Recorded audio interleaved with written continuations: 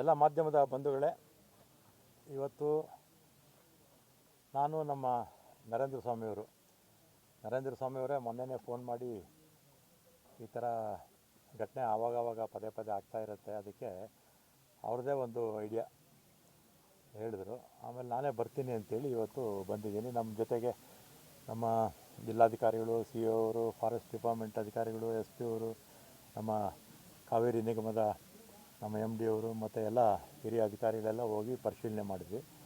ಆಮೇಲೆ ಪ್ರತಿ ವರ್ಷ ನಾನು ಕೇಳಿದಾಗೆ ಸುಮಾರು 6-7 ಸಾವಿರ ಜನ ಮಿನಿಮಮ್ ಪ್ರತಿ ವರ್ಷ ಕೂಡ ಜನ ಇಲ್ಲಿ ಈಜೊಡಿಯೋಕ್ಕೆ ಹೋಗಿ ಅಥವಾ ವಿಶೇಷವಾಗಿ ಹೆಣ್ಮಕ್ಳು ಅಲ್ಲಿ ಈಜು ಬರೋದಿಲ್ಲ, ಆಟ ಆಡೋಕ್ಕೆ ಹೋಗ್ತಾರೆ ಅಥವಾ ನೀರಲ್ಲಿ ಸ್ನಾನ ಮಾಡೋಕ್ಕೆ ಹೋಗ್ತಾರೆ. ಒಂದು ಆವ್ರೇಜು 6, 7, 8 ಕೆಲವು ಸಲ 10 ಕೂಡ ಆಗಿದೆ, ತೀರೋಗ್ತಾರೆ. ಅದೇ ರೀತಿ ಸಂಗಮದಲ್ಲೂ ಕೂಡ ಇದೇ ರೀತಿ ಆಗ್ತಾಯಿರುತ್ತೆ. ಮತ್ತು ಸಂಗಮ ಮತ್ತು ಇವತ್ತಿಗೆ ಇದನ್ನೇ ಹೇಳ್ತೀನಿ.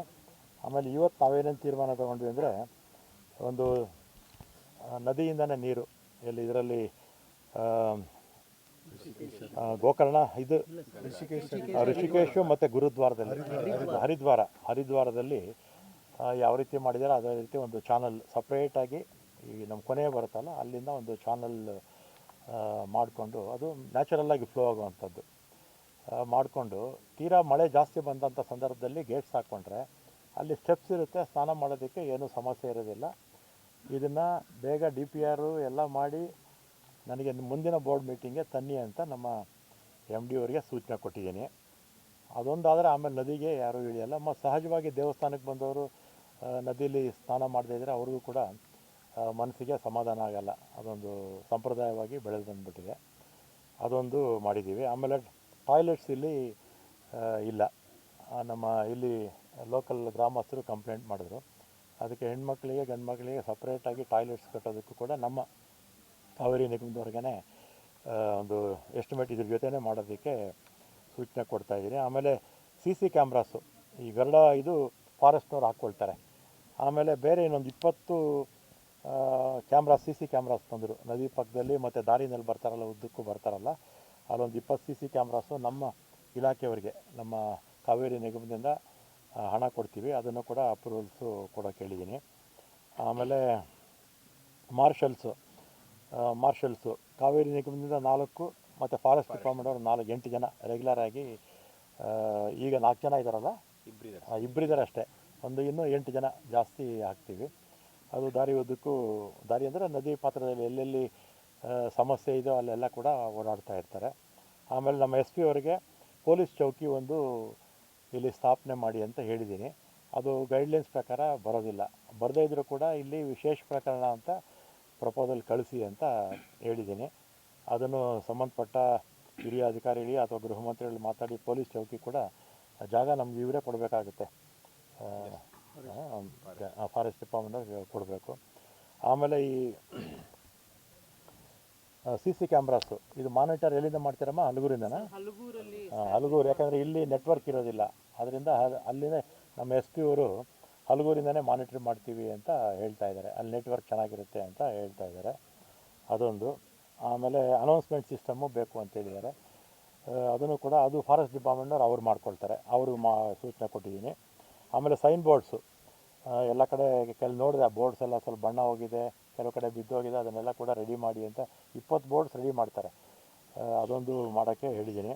ಮತ್ತು ಪ್ಲಾಸ್ಟಿಕ್ಕು ಭಾಳ ಮುಖ್ಯವಾಗಿ, ಪ್ಲಾಸ್ಟಿಕ್ಕು ನಮ್ಮ ನದಿ ಪಾತ್ರದಲ್ಲಿ ಯಾರೂ ಕೂಡ ಬಳಸಬಾರ್ದು, ಸ್ಟ್ರಿಕ್ಟಾಗಿ ಅದನ್ನು ನಮ್ಮ ಎಲ್ಲಿ ವಾಹನಗಳು ಬರ್ತಾರಲ್ಲ ಅಲ್ಲೇ ಚೆಕ್ ಮಾಡಿ ಅಂತ ಹೇಳಿದ್ದೀನಿ. ಪ್ಲಾಸ್ಟಿಕ್ ಯಾವುದೇ ಕಾರಣಕ್ಕೂ ಒಳಗಡೆ ಬಿಡಬೇಡಿ ಅಂತ ಸೂಚನೆ ಕೊಟ್ಟಿದ್ದೀನಿ.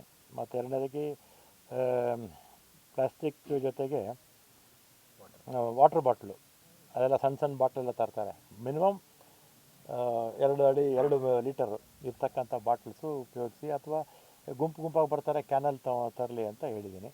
ಮತ್ತು ಈ ಸಣ್ಣ ಪುಟ್ಟ ಈ ಕುರುಕುರೆ ಅದು ಇದು ತಂದೆಲ್ಲ ನದಿಗೆ ಎಸಿತಾರೆ, ಅದೆಲ್ಲ ಮೀನುಗಳಿಗೆ ಇದೆಲ್ಲ ಕೂಡ ತೊಂದರೆ ಆಗ್ತಾಯಿದೆ.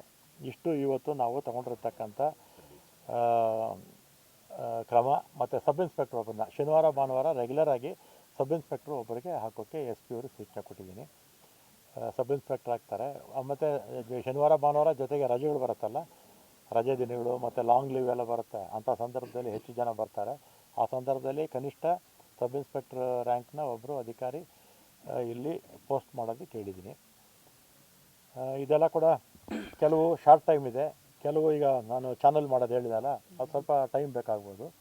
ಅದನ್ನು ನಮ್ಮ ಬೋರ್ಡ್ ಮೀಟಿಂಗ್ ತಂದು ಅದನ್ನು ಆದಷ್ಟು ಬೇಗ ಮಾಡ್ತೀವಿ. ಮತ್ತು ಇದು ಮುಂದಕ್ಕೆ ಯಾವುದು ಮೇಕೆದಾಟು ಅಣೆಕಟ್ಟು ಆದಂಥ ಸಂದರ್ಭದಲ್ಲಿ ಇದೆಲ್ಲ ಕೂಡ ಮುಳುಗೋಗುತ್ತೆ. ಆದರೆ ಇದೆಲ್ಲ ಅಣೆಕಟ್ಟಲ್ಲಿ ಆಗೋದಕ್ಕೆ ಸಾಕಷ್ಟು ಸಮಯ ಇದೆ. ಆ ಸಂದರ್ಭದಲ್ಲಿ ನೋಡೋಣ, ಮುಂದಕ್ಕೆ ನೋಡ್ಕೊಳ್ಳೋಣ. ಈಗ ತಕ್ಷಣಕ್ಕೆ ಒಂದು ಕೆಲವು ವರ್ಷಗಳಿಗೆ ಇದು ನಾವು ಏನು ಕಾರ್ಯಕ್ರಮ ಹಾಕ್ಕೊಂಡಿದ್ದೀವಿ, ಇದು ಮಾಡಿದ್ರೆ ಈ ಸಾವಿನ ಸಂಖ್ಯೆನ ಕಡಿಮೆ ಮಾಡ್ಬೋದು. ಸರ್, ಈ ಡೆವಲಪ್ಮೆಂಟ್ ವಿಚಾರವಾಗಿ ಯಾವಾಗಲೂ ಫಾರೆಸ್ಟ್ ಡಿಪಾರ್ಟ್ಮೆಂಟ್ ಅಬ್ಜೆಕ್ಷನ್ ಇಲ್ಲ, ಇಲ್ಲೇ ಇದ್ದಾರೆ, ಫಾರೆಸ್ಟ್ ಡಿಪಾರ್ಟ್ಮೆಂಟ್ನವ್ರು ಇಲ್ಲೇ ಇದ್ದಾರೆ. ಅವ್ರ ಅನುಮತಿ ಎಲ್ಲಿ ತಗೊಳ್ತೀರಾ ನೀವು? ನ್ಯಾಷನಲ್ ವೈಲ್ಡ್ ಲೈಫ್ ಬೋರ್ಡಲ್ಲಿ ಅನುಮತಿ ತಗೊಳ್ತಾರೆ. ನಾರ್ಮ್ಸ್ ಪ್ರಕಾರ ಏನಿದೆಯೋ ಆಮೇಲೆ ಇದಕ್ಕೇನು ಅಲ್ಲೇನು ಅಬ್ಜೆಕ್ಷನ್ಸ್ ಏನು ಬರೋದಿಲ್ಲ. ಅದರಿಂದ ಅವರು ಜವಾಬ್ದಾರಿ ಅವ್ರು ತಗೊಳ್ತಾರೆ. ನಾವು ಪ್ರಪೋಸಲ್ ಕೊಡಬೇಕು, ಅವರು ಅಲ್ಲಿಂದ ಅನುಮತಿ ತಗೊಳ್ತಾರೆ. ಅಷ್ಟೊತ್ತಿಗೆ ನಾವು ಈ ಟೆಂಡರು ಅದು ಇದು ಎಲ್ಲ ಮಾಡ್ಕೊಳ್ತೀವಿ. ಮದ್ಯ ಸೇವನೆ ಮತ್ತು ಮದ್ಯ ಮಾರಾಟ ನಿಷೇಧಕ್ಕೆ ಕ್ರಮ ಆಗುತ್ತದೆ? ಮದ್ಯ ಮಾರಾಟ ಇಲ್ಲಿ ಇಲ್ಲ. ಆಮೇಲೆ ನಾನು ಕೂಡ ಸಂಗಮಕ್ಕೆ ಭಾಳ ಹಿಂದೆ ಹೋಗಿದ್ದೆ. ಎಲ್ಲ ಬಾಟ್ಲ್ಸ್ ಎಲ್ಲ ತೆಗೆದು ಅಲ್ಲೇ ಹಾಕ್ತಾರೆ. ಭಾಳಷ್ಟು ಜನಕ್ಕೆ ಕಾಲುಗಳೆಲ್ಲ ಗಾಯ ಮಾಡ್ಕೊಳ್ತಾರೆ, ಎಲ್ಲ ಹೊಡೆದಾಕಿರ್ತಾರೆ. ಅದೊಂದು ಕೆಟ್ಟ ಸಂಪ್ರದಾಯ. ಅದರಲ್ಲಿ ವಿಶೇಷವಾಗಿ ಯುವಕರು ಕುಡಿಯೋದು ಬೇಡ ಅಂತ ನಾನು ಹೇಳೋದಿಲ್ಲ, ಆದರೆ ಆ ಬಾಟ್ಲ್ಸ್ನೆಲ್ಲ ನದಿಲಿ ಹಾಕೋದು, ಹೊಡೆದಾಕೋದು ಅಂಥದ್ದೇನಾರ ಮಾಡಿದ್ರೆ ನಮ್ಮ ಮಾರ್ಷಲ್ಸ್ಗೆ ಹೇಳ್ತೀನಿ, ಅವರ ಮೇಲೆ ಕ್ರಮ ತಗೊಳ್ಳಿ. ನಮ್ಮ ಪೊಲೀಸ್ SP ಅವ್ರಿಗೆ ಹೇಳ್ತೀನಿ. ನಿಷೇಧ ಇದ್ರೂ ಕೂಡ ಇಲ್ಲ ಅಕ್ರಮವಾಗಿ ಮಾರಾಟ ಆಗುತ್ತೆ, ಸೇವನೆ ಆಗುತ್ತೆ. ಅದನ್ನು ನಮ್ಮ SP ಅವ್ರ ಗಮನಕ್ಕೆ ತರ್ತೀನಿ. ಮದ್ಯ ಸೇವನೆ ಮಾಡಿಬಿಟ್ರೆ ನದಿಗಿಳಿಯೋದು ಜಾಸ್ತಿ. ಅದೇ ನದಿಗೆ ನಾವು ಇಳಿಯೋ ವ್ಯವಸ್ಥೆ ಮಾಡಿಸೋಣ. ಅಂದರೆ ಚಾನಲ್ ಮಾಡಿ, ಈಗ ಇದರಲ್ಲೆಲ್ಲ ಮಾಡಿದ್ದೀವಲ್ಲ, ಎಲ್ಲಿ ಹರಿದ್ವಾರ ಮತ್ತು ಋಷಿಕೇಶ, ಆ ಥರ ಮಾಡೋದಕ್ಕೆ ಪ್ಲ್ಯಾನ್ ಮಾಡಿ. ನಾನು ಮಾತಾಡ್ತೀನಿ, ನಾನು ಜೊತೆಯಲ್ಲೇ ಬಂದ್ವಿ, ಈಗ ಮಾತಾಡ್ತೀನಿ. ಬೇರೆ ಪ್ರಕರಣ ತಕ್ಷಣ ಪರಿಹಾರ ಕೊಟ್ಟರೆ ಇದಕ್ಕೇನು ಕೊಡಲಿಲ್ಲ ಅನ್ನುವಂಥದ್ದು.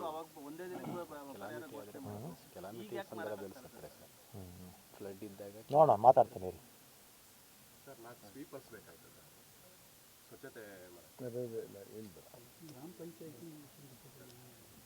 ಸ್ವಚ್ಛತೆ ಎಲ್ಲ ಗ್ರಾಮ ಪಂಚಾಯತಿ ಅವ್ರು ಮಾಡಬೇಕಪ್ಪ. ನೀವು ಮೆಂಬರಾ? ನಿಮ್ಮ ಜವಾಬ್ದಾರಿ ಸ್ವಚ್ಛತೆ ಕಾಪಾಡೋದು. ಆಮೇಲೆ ದೇವಸ್ಥಾನದ ಹತ್ರ ಸ್ವಲ್ಪ ನೀರು ಬಿಡಬೇಕು, ಅಟ್ಲೀಸ್ಟ್ ಕನಿಷ್ಠ ದಿನಕ್ಕೆ ಒಂದ್ಸಲಿ ಆಚೆ ಕಡೆ. ನಮ್ಮ ಇವ್ರಿಗೆ ಹೇಳಿದ್ದೀನಿ, ತಹಸೀಲ್ದಾರ್ಗೆ. KRS ನೀರು, ಅಣೆಕಟ್ಟೆ ನೀರು ಕಡಿಮೆ